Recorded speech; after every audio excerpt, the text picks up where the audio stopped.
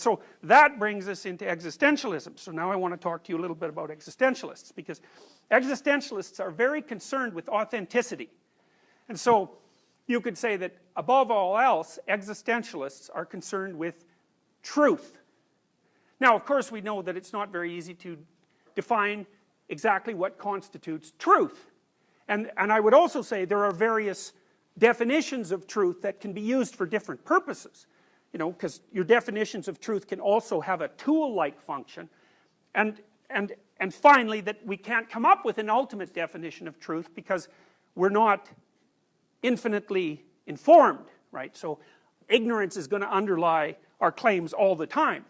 But that doesn't eradicate the validity of the concept of truth. And I think one of the ways you can deal with that existentially is that you may not be able to determine what's true at any given moment, but it's quite a different matter to determine what's false. That's a lot easier. So one of the things I often tell my clients, for example, is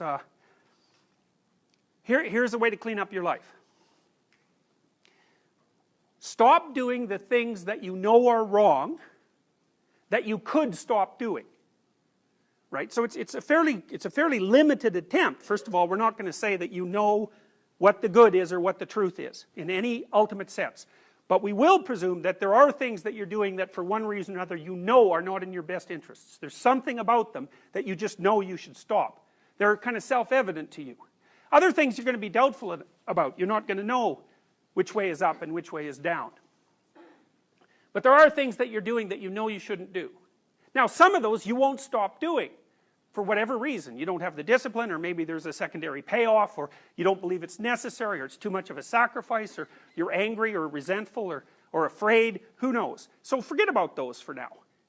But there's another subset that you could stop doing. It might be a little thing. Well, that's fine. Stop doing it and see what happens.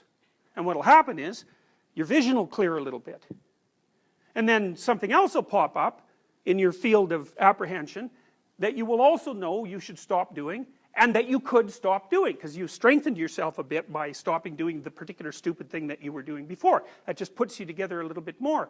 And you could do that repeatedly for an indefinite period of time. And you know, that doesn't necessarily mean that you're going to ever be able to formulate a clear and final picture of what constitutes the truth and the good. But it does mean that you'll be able to continually move away from what's untruth and what's bad. And, you know, that's not a bad start.